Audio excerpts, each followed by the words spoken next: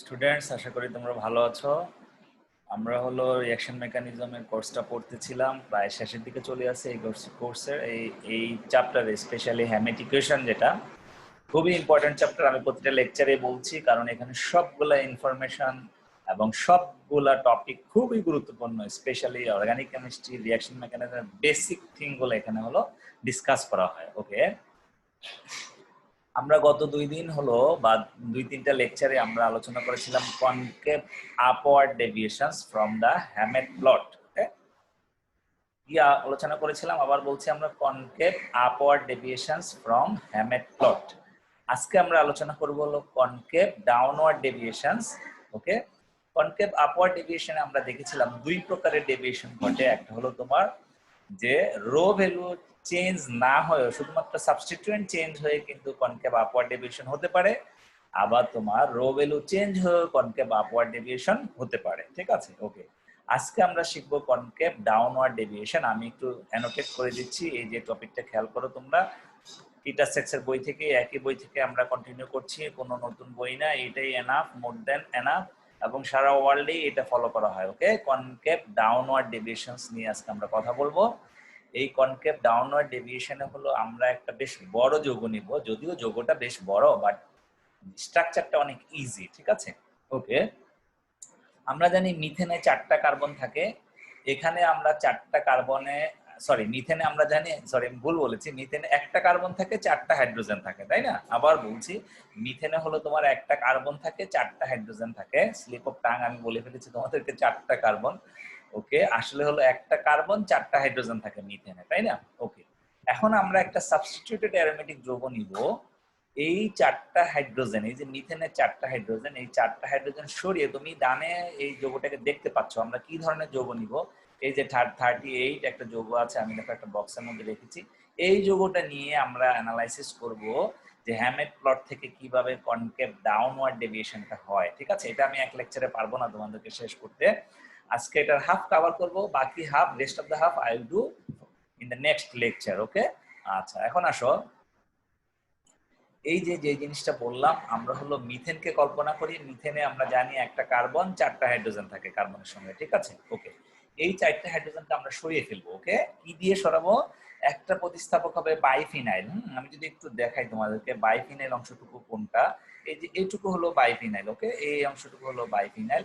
একটা হাইড্রোজেন সরে হলো এই অংশটুকু ঢুকবে। বাইফিনাইল হলো একটা ফিনাইল, 2টা বেনজিন চক্র যদি পরস্পরের সাথে অ্যাটাচ থাকে তাহলে আমরা সেটাকে বলি বাইফিনাইল। ওকে, তাহলে একটা হাইড্রোজেন সরে আমাদের হলো বাইফিনাইল ঢুকবে, আর হলো 2টা হলো অ্যারাইল গ্রুপ ঢুকবে। 2টা হাইড্রোজেন সরে 2টা অ্যারাইল গ্রুপ ঢুকবে, তাহলে 3টা হাইড্রোজেন সরিয়ে ফেলেছি আমরা। আবার বলছি, একটা হাইড্রোজেন সরিয়ে আমরা বাইফিনাইল ঢুকাবো, আর বাকি 2টা হাইড্রোজেন সরিয়ে আমরা হলো সাবস্টিটিউটেড বেনজিন চক্র অর্থাৎ একটা অ্যারাইল গ্রুপ ঢুকাবো। 2টা হাইড্রোজেন সরে 2টা অ্যারাইল গ্রুপ, এই যে এআর মানে একটা অ্যারাইল গ্রুপ, এখানে আরেকটা এআর মানে আরেকটা অ্যারাইল গ্রুপ। ঠিক আছে, তাহলে 3টা হাইড্রোজেন অলরেডি আমরা সরিয়ে ফেললাম। ওকে, তাহলে আরেকটা হাইড্রোজেন কি দিয়ে সরবে? ওএইচ গ্রুপ দ্বারা। কোন গ্রুপ? ওএইচ গ্রুপ দ্বারা। তাহলে তুমি কি দেখলা যে আমরা একটা মিথেন যৌগ পেলাম, যদিও সেটা অ্যারোমেটিক যৌগ, বাট এই মিথেন যৌগকে আমরা হলো 4টা হাইড্রোজেনকে প্রতিস্থাপন করেছি যথাক্রমে কি কি গ্রুপ দ্বারা? আমার একটি গ্রুপ হলো বাইফিনাইল, একটি গ্রুপ হলো অ্যারাইল, আরেকটা গ্রুপ হলো অ্যারাইল, আরেকটা গ্রুপ হলো হাইড্রোক্সিল গ্রুপ। ঠিক আছে, ওকে। এখন এই যৌগটাকে তোমাকে যদি আমি চেহারা দেখাই যে যৌগটার চেহারা কেমন, তাহলে একটু ভালো করে দেখে নাও। আসো, আমি অ্যানোটেটটা ক্যান্সেল করি। এই যে এইটা হলো আসলে সত্যিকার যৌগটা হবে এটা।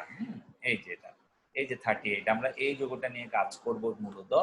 ওকে, আসো, এই যে যৌগটা দেখো, একটা হলো বাইফিনাইল, এই যে এখানে এক্স হলো একটা প্রতিস্থাপক, এই যে অ্যারাইল গ্রুপ। আমি আবার যদি অ্যানোটেট করি, আগে হলো টোটাল যৌগটাকে তোমার মাথায় থাকতে হবে, তারপর হলো অন্যান্য কাজকর্ম। এই যে এই অ্যারাইল গ্রুপটা খেয়াল করো, এখানে হলো একটা প্যারা প্রতিস্থাপক আছে। প্রতিস্থাপকটা কি আমার এখানে? এক্স। ঠিক আছে, ওকে। আর এই যে মিথেনের যে কার্বনটা হলো, এটা হলো মিথেনের কার্বন। আমি 4টা হাইড্রোজেনকে 4টা গ্রুপ দ্বারা প্রতিস্থাপিত করছি। এটা আর একটা অ্যারাইল গ্রুপ, বাট অ্যারাইল গ্রুপের মধ্যে প্রতিস্থাপকটা ভিন্ন। যদি 2টা সেম প্রতিস্থাপক হতো তাহলে 2টাই আমরা এক্স লিখতাম, অথবা 2টাই জেড লিখতাম। এখন বোঝা যাচ্ছে প্রতিস্থাপকটা ভিন্ন, ঠিক আছে। আমি একবার প্রতিস্থাপক হিসেবে কল্পনা করতে পারি ধরো নাইট্রো গ্রুপ, আরেকবার করতে পারি মিথক্সি গ্রুপ, ঠিক আছে। একটা ইলেকট্রন উইথড্রয়িং গ্রুপ আর একটা ইলেকট্রন রিলিজিং গ্রুপ। তোমরা আগে দেখেছো আমরা এই দুই প্রতিস্থাপক নিয়ে বেশি কথা বলেছি। হাইলি ইলেকট্রন উইথড্রয়িং গ্রুপ কোনটা, NO2 হতে পারে। আবার হাইলি ইলেকট্রন ডোনেটিং গ্রুপ বা রিলিজিং গ্রুপ কোনটা, সেটা হলো মিথক্সি গ্রুপ হতে পারে, ঠিক আছে। তাহলে এক্স এবং জেড এর স্থলে আমরা এই দুইটা গ্রুপকে বিবেচনা করব, যেহেতু দুইটার নেচার ভিন্ন, একটা ইলেকট্রন ডোনেটিং আর একটা ইলেকট্রন উইথড্রয়িং, সেই জন্য অ্যারাইল গ্রুপটাও ভিন্ন, ঠিক আছে। এই জন্য দুইটা অ্যারাইল গ্রুপ আমরা নিয়েছি, ওকে। আর একটা হাইড্রোজেন প্রতিস্থাপিত হবে বাইফিনাইল যৌগ দ্বারা, এই যে বাইফিনাইল গ্রুপ দ্বারা, ওকে, বাইফিনাইল গ্রুপ। আরেকটা হাইড্রোজেন থাকবে, সেটা হলো হাইড্রোক্সিল গ্রুপ দ্বারা, ওকে। তাহলে এরকম একটা যৌগ নিয়ে, যেটাকে আমরা 38 নাম্বারিং করেছি, এই 38 যৌগটার মধ্যে যদি আমরা অ্যাসিড দেই, হ্যাঁ, রিঅ্যাকশনটা কি হবে খেয়াল করো। আমি রিঅ্যাকশনটাতে যাই, কি কি কন্ডিশন লাগবে, ওকে। এই যে কনকেভ আপওয়ার্ড ডেভিয়েশন, আসো। আমরা যে যৌগটা কল্পনা করছি, এই যৌগটার যদি আমরা নাম লিখি কি যৌগ, তাহলে হবে এই যেটা substituted two phenyl substituted two phenyl triaryl methanols, এই যে এটার নাম হবে এটা, ঠিক আছে। তুমি সংক্ষেপে লিখতে পারো এটাকে খুব ছোট করে, two phenyl triaryl methanols, okay, two substituted 2 phenyl triaryl methanols, অথবা তুমি বলতে পারো সাবস্টিটিউটেড মিথানলস। খুব সহজে যদি বলে ফেলো তাহলে আমি বলবো সাবস্টিটিউটেড মিথানল 38 দিয়ে দিবা ব্র্যাকেটে, অথবা তুমি যেই নাম্বার করো, ধর সাবস্টিটিউটেড মিথানল 1 দিয়ে দিলা, ওকে।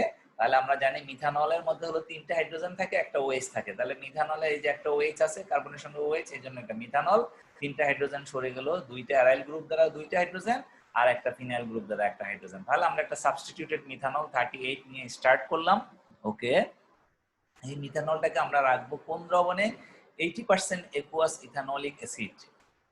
খেয়াল করো, 80% একুয়াস ইথানোলিক অ্যাসিড, ওকে। আমরা হলো দ্রবণ যে দ্রাবক হিসেবে যেটা ইউজ করব, সেটা হবে 80% ইথানলের সলিউশন, ওকে। 80% ইথানলের সলিউশন মানে কি, 20% হলো 80% ইথানোলিক সলিউশন মানে কি, 80% ইথানোলিক সলিউশন মানে হলো যে আমাদের একটা দ্রবণ যেটার মধ্যে হলো 80% একুয়াস ইথানোলিক সলিউশন, হ্যাঁ, সেটা হলো 80% একুয়াস, পানি থাকবে 80%, 20% থাকবে হলো ইথানল। এরকম একটা দ্রবণ আমরা তৈরি করবো, সেটাকে দ্রাবক হিসাবে ইউজ করবো, এবং এখানে কন্টেইন 4% সালফিউরিক অ্যাসিড। এই যে কন্ডিশন গুলো কিন্তু লাগবে তোমার, হ্যাঁ। এবং ওই দ্রবণের মধ্যে সালফিউরিক অ্যাসিড থাকবে কত পার্সেন্ট, 4%, ঠিক আছে, ওকে। তাহলে তুমি এটাকে সামারি করতে পারো, আসলে দ্রবণটা হবে কিরকম, দ্রবণটা হবে ধরো 76% পানি, ওকে। অথবা তুমি ওই দ্রবণের মধ্যে দিয়ে দিলা 4 গ্রাম সালফিউরিক অ্যাসিড ওজন করে, অথবা তুমি লিকুইড ভলিউমেট্রিক যদি করো, বিভি করো, এখানে তো এটা উল্লেখ করে না, এটার জন্য তেমন কিছু যাবে আসবে না। তাহলে আমরা বুঝতেছি কি, যে আমি যে দ্রবণটা নিলাম অর্থাৎ সাবস্টিটিউটেড মিথানল, আর যদি আমরা স্পেসিফিক বলি 2 ফিনাইল ট্রাইঅ্যারাইল মিথানল, এই 38 যে যৌগটাকে আমি নাম্বারিং করলাম, এই যে এটা, এই যৌগটাকে আমরা নিব হলো এমন একটা দ্রবণের মধ্যে যেখানে ওই দ্রবণের মধ্যে পানি থাকবে, ইথানল থাকবে, সালফিউরিক অ্যাসিড থাকবে, ঠিক আছে। তাহলে আগে আমরা 80% একুয়াস ইথানোলিক দ্রবণ নিব। ওই 80% একুয়াস ইথানোলিক দ্রবণের মধ্যে সালফিউরিক অ্যাসিড থাকবে কত পার্সেন্ট, 4%। আবার সালফিউরিক অ্যাসিড নিব, ওই রেশিওটা মেনটেন করব আমরা, হ্যাঁ, নিলাম আমরা, ঠিক আছে। এরপর আমরা 25 ডিগ্রি সেলসিয়াসের রিঅ্যাকশনটা ঘটাবো। কত ডিগ্রি সেলসিয়াস, 25 ডিগ্রি সেলসিয়াস, ওকে। আচ্ছা, ওকে, তো ঘটালাম। তাহলে আবার বলছি, আমাদের এখানে রিঅ্যাকট্যান্ট কে, রিঅ্যাকট্যান্ট হলো বা হলো আমাদের হলো সাবস্ট্রেট কে, সাবস্ট্রেট হলো সাবস্টিটিউটেড টু ফিনাইল ট্রাইঅ্যারাইল মিথানলস, ওকে। সাবস্টিটিউটেড টু ফিনাইল ট্রাইঅ্যারাইল মিথানলস, ওকে। এটা হলো আমার 38, যেটা এটা হলো আমাদের সাবস্ট্রেট, ওকে। এটাকে আমরা কিসের দ্রাবকের মধ্যে রাখবো, 80% aqueous ethanolic acid, ethanoic acid, sorry আমি বারবার বলছি ইথানল না, ethanoic acid, 80% aqueous ethanoic acid containing 4% sulphuric acid, ওকে।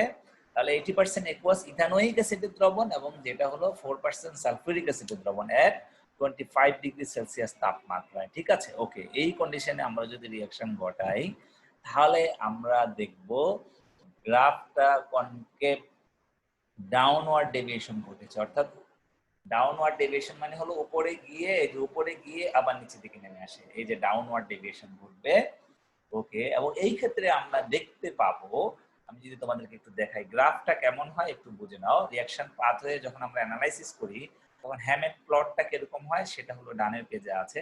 এই যে প্লটটা একটু আগে দেখে নাও, এই হলো প্লট, এই হলো রিঅ্যাকশন প্রোটোকল। আমরা যদি একটু ছোট করে দেই তাহলে দেখা যেত। ওকে আসো, এই যে আরেকটু উঠাই। এই হলো আমাদের রিঅ্যাকশন প্রোটোকল আর এই হলো আমাদের গ্রাফ। ফিগার 38.5। ওকে, আমি অ্যানোটেট করে দিচ্ছি, দেখো খেয়াল করো।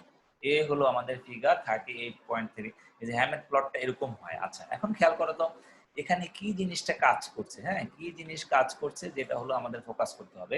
খেয়াল করো, এই যে গ্রাফটা যদি আমরা এইখানে জিরো ধরি, আসলে জিরো কিন্তু এখানে না, জিরো হলো এই যে সিগমার যে ভ্যালু, এই জিরোটা হলো এখানে, এই যে এই পয়েন্টে, এখানে জিরো। ওকে, আচ্ছা, এক্স অক্ষ ওয়াই অক্ষের জন্য জিরো হলো এখানে। তাহলে আমরা যদি গ্রাফটা বিবেচনা করি, যে গ্রাফটা প্রথমে দেখো উপরের দিকে যাচ্ছে, স্ট্রেট লাইন হচ্ছে, তারপরে ডাউনওয়ার্ড ডেভিয়েশন ঘটে গিয়েছে। ঠিক আছে, ওকে। এখন আসো, এক্স এবং জেড হিসেবে যদি আমরা বিভিন্ন সাবস্টিটিউয়েন্ট কল্পনা করি, এক্স জেড যদি হলো মিথক্সি গ্রুপ যদি হয় তাহলে হলো এটা এই পয়েন্টে এক্স জেড মিথাইল গ্রুপ বিবেচনা করলাম, আর এক্স জেড ক্লোরো গ্রুপ বিবেচনা করলাম। ঠিক আছে, ওকে। এই তিন ক্যাটাগরির গ্রুপ বিবেচনা করলাম। এক্স হিসাবে কি কি গ্রুপ নিলাম, এক্স জেড হিসাবে প্রতিস্থাপক হিসাবে আমরা হলো ধরো নিলাম হলো মিথক্সি গ্রুপ, মিথাইল গ্রুপ আর ক্লোরো গ্রুপ। ওকে, নেওয়ার পর আমরা দেখছি গ্রাফের এই যে কনকেভ ডাউনওয়ার্ড ডেভিয়েশন হয়েছে, এই যে এই বরাবর হলো, এই যে ড্যাশ লাইন বরাবর হলো আমাদের, এই যে বরাবর হলো আমাদের হলো এটা, এই যে এটা এই লাইনটা, যে যেই জায়গাটা গিয়ে সে ডাউনওয়ার্ড ডেভিয়েশন ঘটেছে, ডেভিয়েটিং পয়েন্টটা হলো ডেভিয়েশন ঘটেছে যে জায়গাটা, এই পয়েন্টটা হলো এই ড্যাশ লাইন। ওকে, আচ্ছা, তাহলে এই ড্যাশ লাইনের দুই সাইডে দুইটা লাইন আছে আমরা দেখতে পাচ্ছি। ঠিক আছে, ওকে, দুইটাই স্ট্রেট লাইন। বাম পাশের লাইনটা যদি আমরা তাকাই তাহলে দেখতে পাচ্ছি রো ভ্যালু পজিটিভ। ওকে, এই খেয়াল করো, এই যে ওকে, সেই বরাবর আসলে যে এক্স এবং জেড মিথক্সি গ্রুপ হলো প্রতিস্থাপক। ঠিক আছে, ওকে। আবার আমরা যদি হলো ডান পাশেরটা বিবেচনা করি তাহলে রো ভ্যালু দেখতে পাচ্ছি হলো কি -2.51। আমরা আগের লেকচারগুলোতে শিখে আছি রো ভ্যালু পজিটিভ হলে কি বোঝায় আর রো ভ্যালু নেগেটিভ হলে কি বোঝায়। আমরা শিখেছিলাম, আমরা একটু রিকল করি, রো ভ্যালু পজিটিভ হলে রিঅ্যাকশন সেন্টারে পজিটিভ চার্জের মাত্রা কমে যায়। ঠিক আছে, আর রো ভ্যালু নেগেটিভ হলে রিঅ্যাকশন সেন্টারে পজিটিভ চার্জ সৃষ্টি হয়, আমরা বলেছিলাম এটা। ঠিক আছে, ওকে। তাহলে আবার বলছি, রো ভ্যালু পজিটিভ হলে রিঅ্যাকশন সেন্টারে পজিটিভ চার্জের পরিমাণ কমে যায়, রো ভ্যালু নেগেটিভ হলে রিঅ্যাকশন সেন্টারে পজিটিভ চার্জ সৃষ্টি হয়। ঠিক আছে, তাহলে আমরা কি দেখতে পাচ্ছি, আমরা হলো এই গ্রাফটা যদি খেয়াল করি, আমাদের যেই পয়েন্টে হলো কনকেভ ডাউনওয়ার্ড ডেভিয়েশন ঘটছে তার বাম পাশে হলো একটা স্ট্রেট লাইন পাচ্ছি, যে স্ট্রেট লাইনের জন্য হলো রো ভ্যালু হলো +2.67। ওকে, আচ্ছা, আর ডান পাশে আরেকটা স্ট্রেট লাইন পাচ্ছি, সেটার জন্য রো ভ্যালু হলো -2.51। ওকে, ফাইন। আর আমরা রিঅ্যাকশনটা ঘটাচ্ছি হলো সালফিউরিক অ্যাসিডের উপস্থিতিতে। ওকে, 80% একুয়াস ইথানোয়িক অ্যাসিডের দ্রবণ, এবং যেখানে সালফিউরিক অ্যাসিড আছে কত পার্সেন্ট, 4%। ওকে, তাহলে এই যৌগটা যদি আমরা নিই, এই যৌগটা যেহেতু এগুলো OH গ্রুপ আছে, আমরা জানি OH গ্রুপের উপর মুক্ত জোড় ইলেকট্রন থাকে। ঠিক আছে, এই যে অক্সিজেনের উপর 2 জোড়া মুক্ত জোড় ইলেকট্রন আছে, এই যে 2 জোড়া মুক্ত জোড়। এখন এই মুক্ত জোড়ের কাছে যদি কোনো অ্যাসিড থেকে যদি H+ চলে আসে, এই যে আমাদের H+ আছে, দেখো খেয়াল করো, তাহলে এখানে প্রোটোনেটেড হয়ে যাবে। আমরা জানি এই হাইড্রোক্সিল গ্রুপটা প্রোটোনেটেড হয়ে যাবে। প্রোটোনেটেড হয়ে গেলে একটা সন্নিবেশ সমযোজী বন্ধন গঠিত হবে এবং H2O পাবো, যেটা অক্সিজেনের উপর প্লাস চার্জ হবে। এখন অক্সিজেনের উপর যদি প্লাস চার্জ হয় তাহলে এই বন্ধনটা ভেঙে চলে যাবে, এই যে এটা ভেঙে চলে যাবে। ভেঙে চলে গেলে কিন্তু হলো, যদি ভেঙে চলে যায় এই কার্বনের উপর প্লাস চার্জ সৃষ্টি হবে। ঠিক কিনা? আমি আবার বলছি, আমাদের যে যৌগ যেটা নিয়ে আমরা স্টার্ট করেছি 38, সেখানে আমরা দেখছি একটা OH গ্রুপ আছে, যেহেতু এটা মিথানল আমরা কল্পনা, সাবস্টিটিউটেড মিথানল। ওকে, এই মিথানলে OH গ্রুপ আছে, OH এর অক্সিজেন পরমাণুর উপর 2 জোড়া মুক্ত জোড় ইলেকট্রন আছে, আর আমরা রিঅ্যাকশনটা ঘটাচ্ছি হলো সালফিউরিক অ্যাসিডের উপস্থিতিতে। ঠিক আছে, তার মানে দ্রবণে হলো সালফিউরিক অ্যাসিড একটা শক্তিশালী অ্যাসিড, প্রচুর পরিমাণে প্রোটন আছে। তাহলে এই OH এর কাছে যদি প্রোটন আসে তাহলে H+ এর সাথে ওই প্রোটনের সাথে এই অক্সিজেনের মুক্ত জোড় ইলেকট্রনের মাধ্যমে একটা সন্নিবেশ বন্ধন গঠিত হবে। সন্নিবেশ বন্ধন গঠিত হলে এটা H2O হয়ে যাবে। H2O হয়ে গেলে অক্সিজেনের উপর প্লাস চার্জ সৃষ্টি হবে। প্লাস চার্জ সৃষ্টি হলে এই বন্ধনটা ভেঙে যাবে। ভেঙে আলটিমেটলি যে কার্বনটা আছে আমাদের মিথানলের যে কার্বনটা, ওটার উপর প্লাস চার্জ সৃষ্টি হবে। যেহেতু রিঅ্যাকশন সেন্টারে প্লাস চার্জ সৃষ্টি হয়েছে, তার মানে সে হলো নেগেটিভ রো ভ্যালুকে সাপোর্ট করছে। কোন রো ভ্যালুকে? Negative rho value. তার মানে হলো যখনই আমি অ্যাসিডের উপস্থিতিতে রিঅ্যাকশনটা ঘটাবো, আমি whatever I will get the reaction it will support the negative rho value, তার মানে হলো আমাদের যে ডাউনওয়ার্ড ডেভিয়েশন ঘটেছে তার ডান পাশের লাইনটাকে কি করবে, মিন করবে। তখন হলো আমাদের প্রতিস্থাপক হিসাবে আমি কাকে নিতে হবে, কাকে নিলে এরকম লাইন পাওয়া যায়, এই যে আমরা দেখতে পাচ্ছি ক্লোরিন এবং মিথাইল যদি নেই, মিথাইল গ্রুপ যদি নেই, এই দুইটা প্রতিস্থাপক হিসাবে নিলেই কেবল নেগেটিভ রো ভ্যালু পাই। তাহলে বোঝা যাচ্ছে আমার রো এর এই যে এক্স এর মান চেঞ্জ হয়ে যায়, এটা হলো প্রতিস্থাপক। তো প্রতিস্থাপক দুই রকম নেচার দেয়। আবার পজিটিভ কখন পেতাম, যখন আমি মিথক্সি নিতাম, ঠিক আছে। যদি মিথক্সি গ্রুপ এক্স এবং জেড হিসেবে নিতাম তাহলে হলো আমি পজিটিভ রো ভ্যালু পেতাম, ঠিক আছে। তাহলে আমাদের যে রিঅ্যাকশনটা আমরা বিবেচনা করছি, যে সালফিউরিক অ্যাসিডের উপস্থিতিতে রিঅ্যাকশনটা যদি আমরা ঘটাই, তাহলে মিথানলের কার্বনের উপর যে পজিটিভ চার্জ সৃষ্টি হবে, এই পজিটিভ চার্জ হলো কনকেভ ডাউনওয়ার্ড ডেভিয়েশনের রাইট সাইডের লাইনটাকে মিন করছে, ঠিক আছে। ওকে, আমরা এখন সেটাই বললাম। ওকে, এখন আমরা আগের লেকচারগুলোতে দেখেছি দুই রকম প্রভাব থাকে প্রতিস্থাপন, একটা হলো শুধু ইলেকট্রন ডোনেটিং বা উইথড্রয়িং প্রভাব, আরেকটা হলো plus through conjugation effect. Through conjugation effect বললে আমরা বলি হলো প্লাস। এই থ্রো কনজুগেশন কখন পাই, যখন আমরা মিথক্সি গ্রুপ নেই, তখন আমরা থ্রো কনজুগেশন ইফেক্টটা পেয়েছি, ঠিক আছে। ওকে, তাহলে আমাদের এখানে যে সিগমা ভ্যালু পাবো আমরা, এখানে দুই প্রকারের সিগমা ভ্যালু আমরা পেতে পারি। একটা হলো শুধু ইলেকট্রন ডোনেটিং বা উইথড্রয়িং প্রভাবের কারণে একটা সিগমা ভ্যালু, আর একটা হলো থ্রু কনজুগেশনের ফলে একটা সিগমা ভ্যালু, ঠিক আছে, এবং দুইটা লাইন। তাহলে ওভারঅল সিগমা ভ্যালুটা হবে আমাদের এই দুইটা ভ্যালুর সামেশন, ঠিক আছে, দুইটা ভ্যালুর সমষ্টি বা যোগফল, ঠিক আছে। এই জন্য আমরা একবার দেখো summation of sigma plus summation of sigma use করেছি, ঠিক আছে। আবার বলছি, আমরা জানি প্রতিস্থাপক যদি চেঞ্জ করি তাহলে সিগমা এর নোটেশনটাও চেঞ্জ হয়।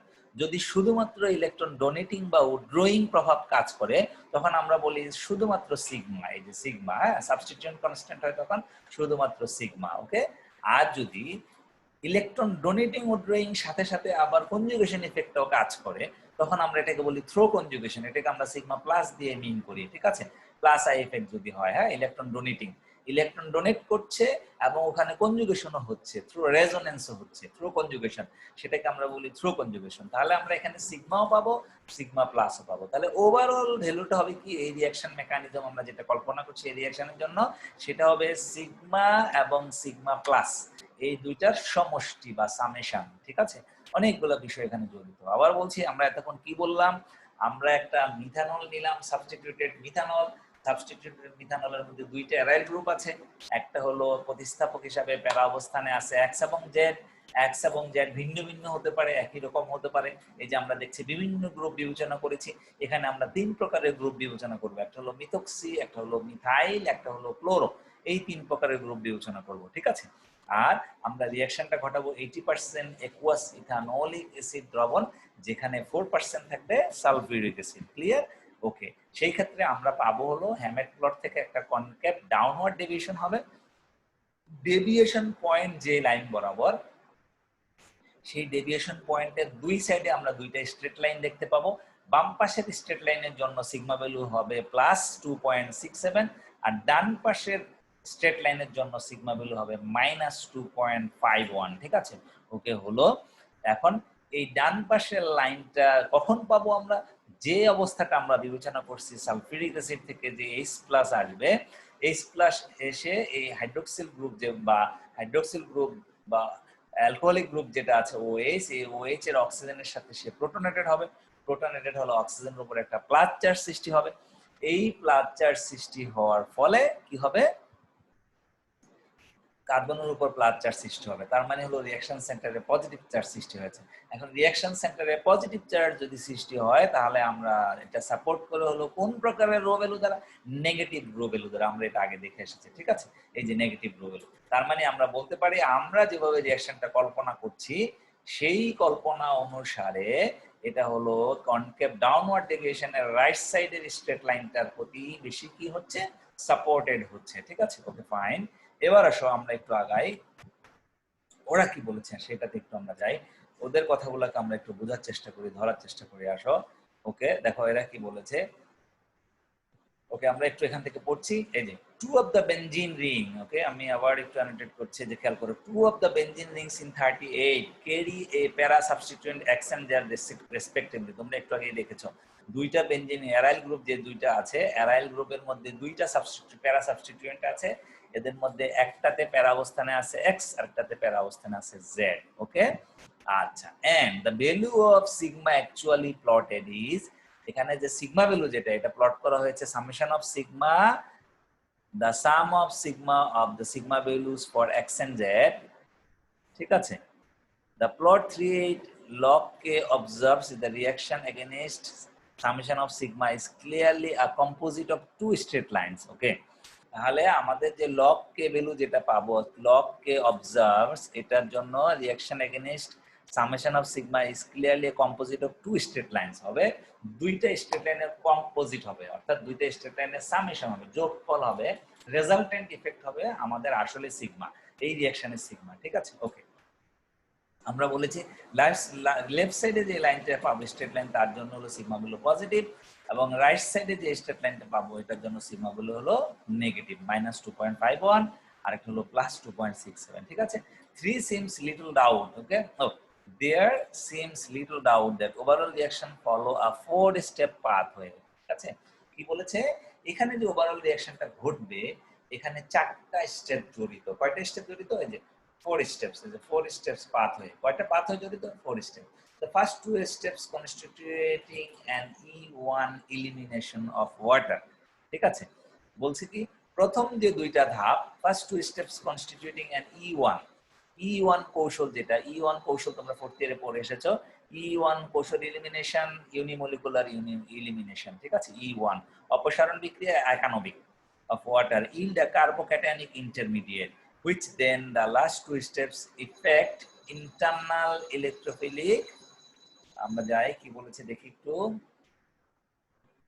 তাহলে ফার্স্ট 2 স্টেপ হলো E1 মেকানিজম ফলো করবে, এই যে 4টা স্টেপ। হ্যাঁ, আচ্ছা, আর সেকেন্ড 2 স্টেপ বলছে substitution on the 2-phenyl nucleus, substitution of the দ্বিতীয় দুইটা ধাপ হলো substitution of the 2-phenyl nucleus to yield the product tertiary tetra aryl methane. ঠিক আছে, কি সৃষ্টি করবে ওভারঅল? Tetra aryl methane. এই যে লাস্টে কোনো ওএইচ নাই, সো আমরা অ্যালকোহল করতে পারছি না। এটা হলো 4টা অ্যারাইল গ্রুপ বিশিষ্ট মিথেন। এই যে মিথেন 4টা হাইড্রোজেন সরে গেল 4টা অ্যারাইল গ্রুপ দ্বারা, এই একটা অ্যারাইল, এই একটা অ্যারাইল, এই পুরোটুকুকে একটা অ্যারাইল বিবেচনা করতে পারো, এই পুরোটুকুকে আরেকটা অ্যারাইল। তাহলে আমরা 39 পাবো। কয়টা স্টেপের মাধ্যমে? 4টা স্টেপের মাধ্যমে। প্রথম দুইটা ধাপ হলো E1 এর কৌশলের সাথে জড়িত, আর দ্বিতীয় দুইটা ধাপ 3 এবং 4 হলো তোমার কি হবে? কি এলিমিনেশন হবে? সাবস্টিটিউশন হবে, প্রতিস্থাপন হবে on the 2-phenyl nucleus to yield the product tetra aryl methane. 39 কে আমরা বলতে পারি টেট্রা অ্যারাইল মিথেন। ওকে, এবার একটু মেকানিজমটা বোঝার চেষ্টা করি। দেখো, এই যে আমি একটু আগে বলেছি হাইড্রোজেন আসলো সালফিউরিক অ্যাসিড থেকে, এসে হলো এটাকে প্রোটনেটেড করে দিল, তাহলে হলো OH2 হয়ে যাবে, অক্সিজেনের উপর প্লাস, অক্সিজেনের উপর প্লাস হলে এই যে কার্বন অক্সিজেন বন্ধনটা ভেঙে যাবে, ভেঙে কার্বনের উপর প্লাস চার্জ সৃষ্টি হবে, হলো প্লাস চার্জ। কার্বনের উপর যদি প্লাস চার্জ সৃষ্টি হয় তাহলে আমরা বলতে পারি কি হবে ঘটনাটা? কার্বনের উপর প্লাস চার্জ হলে এই যে বেনজিন চক্রের যে পাই বন্ধনটা আছে এটা যেহেতু সহজে ভেঙে যাবে, ভেঙে এর সাথে একটা সন্নিবেশ বন্ধন গঠিত হবে, তাহলে ইলেকট্রন দুইটা চলে আসবে এই কার্বনে, এই যে এই কার্বনে চলে আসবে মাইনাস। আমরা এরকম দেখাতে পারি, একটু অ্যানোটেট করে দিলে, আসো, এই কার্বনে আসবে মাইনাস, এই কার্বনে আসবে প্লাস যখন বন্ধনটা ভেঙে যাবে। ঠিক আছে, ওকে, তাহলে এখানে মাইনাস এখানে প্লাস, আমরা জানি পাশাপাশি প্লাস মাইনাস থাকলে একটা বন্ধন হয়, এই যেখানে এরকম বন্ধন হয়ে যাবে, দেখো হয়ে গেছে। তাহলে শুধুমাত্র এই কার্বনের উপর প্লাস চার্জ থাকবে, এই যেটাই হয়েছে, দেখো এটা হয়েছে।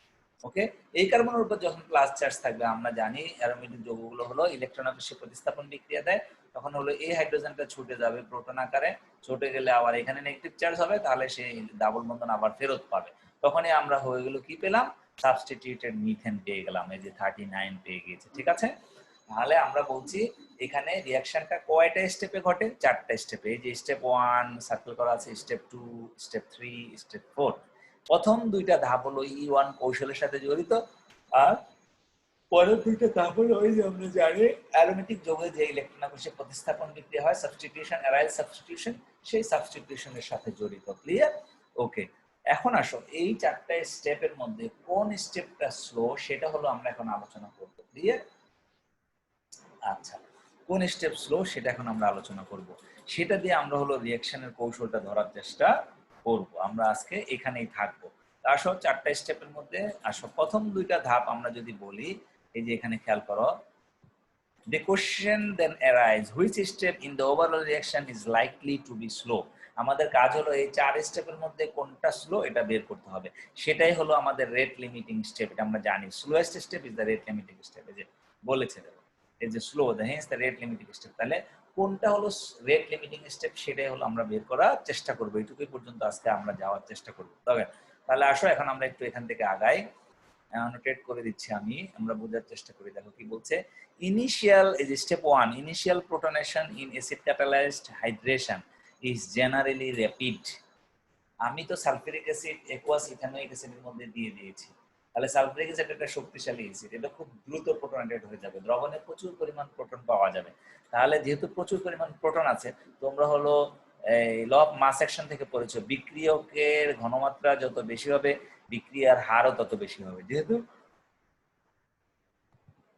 ইনিশিয়ালি আমাদের প্রচুর পরিমাণে H+ আয়ন আছে, সো আমাদের এই যে OH গ্রুপটা খুব দ্রুত প্রোটনেটেড হবে, তাহলে এটা স্লো হওয়ার কোনো অবকাশ নাই, তাহলে এটা ফাস্ট হবে। ঠিক আছে, এটা র্যাপিড ঘটবে।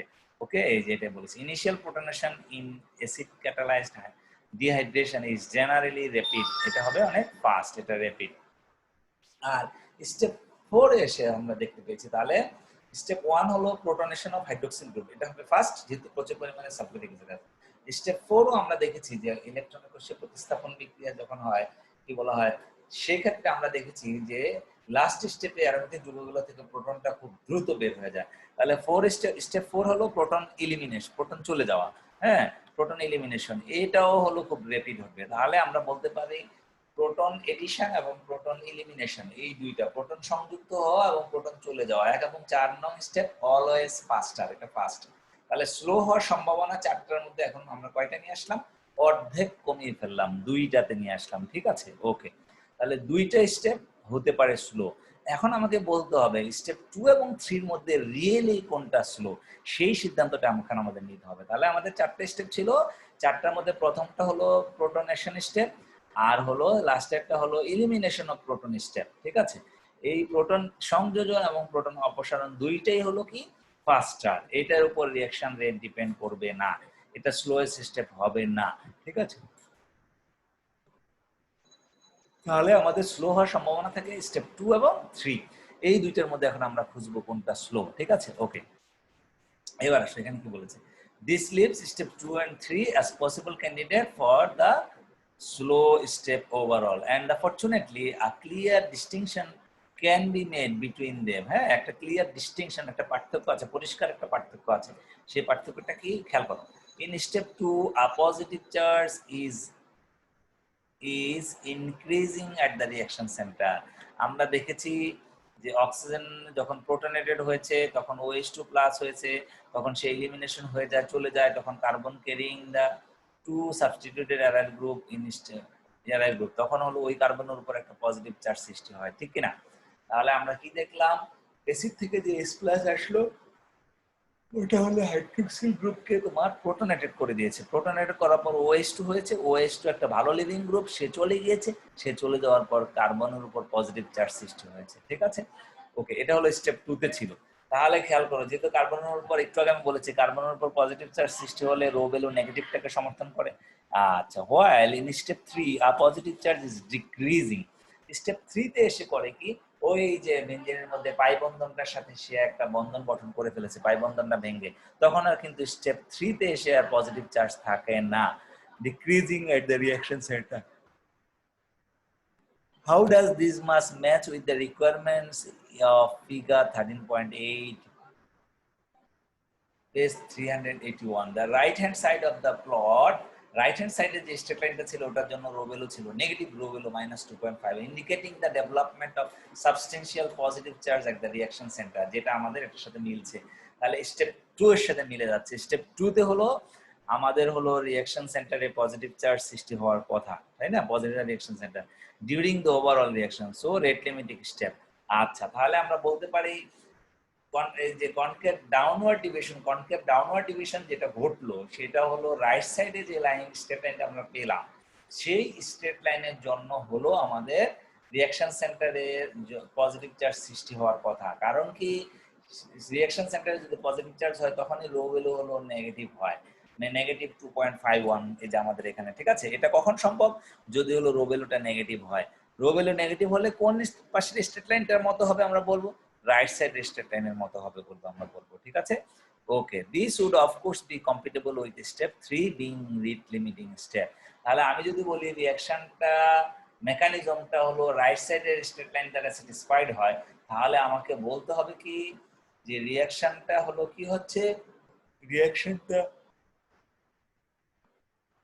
রাইট সাইডের স্ট্রেট লাইনটা ফলো করছে, যেহেতু ওখানে রো ভ্যালু নেগেটিভ, এবং সেক্ষেত্রে স্টেপ 2টা হবে রেট লিমিটিং স্টেপ, স্টেপ 2টা হবে স্লো। আগে আমরা বলে এসেছি স্টেপ 1 এবং 4 হলো ফার্স্ট, কারণ 1 ছিল প্রোটন সংযোজন OH গ্রুপের সাথে, আর 4 হলো OH2 অর্থাৎ পানি হিসেবে বের হয়ে যাওয়ার পালা, ঠিক আছে? তাহলে স্টেপ 2 এবং 3 তে এসে আমাদের কি ঘটবে? স্টেপ 2 এবং 3 তে এসে আমাদের ঘটবে হলো যে রো ভ্যালু নেগেটিভ এদের জন্য, কারণ ডান পাশের স্ট্রেট লাইন রো ভ্যালু তখনই নেগেটিভ হবে যখন রিঅ্যাকশন সেন্টারে পজিটিভ চার্জ হবে। রিঅ্যাকশন সেন্টারে যদি পজিটিভ চার্জ হয় তাহলে রো ভ্যালুটাকে মেনে নিতে হবে নেগেটিভ, এবং কোন স্টেপে রিঅ্যাকশন সেন্টারে পজিটিভ চার্জ হয়? স্টেপ 2 তে। সো স্টেপ 2টা হবে আমাদের রিঅ্যাকশন, স্টেপ 2টা হবে আমাদের কি রেট লিমিটিং স্টেপ, ঠিক আছে? আজকে আমরা এখানে শেষ করছি, নেক্সট ডেতে হলো বাকিটুকু কভার করব, কারণ এটা বেশ বড়। আমরা আজকে এখানে রাখলাম। তোমরা সবাই ভালো থাকো, নেক্সট ক্লাসে আবার দেখা হবে।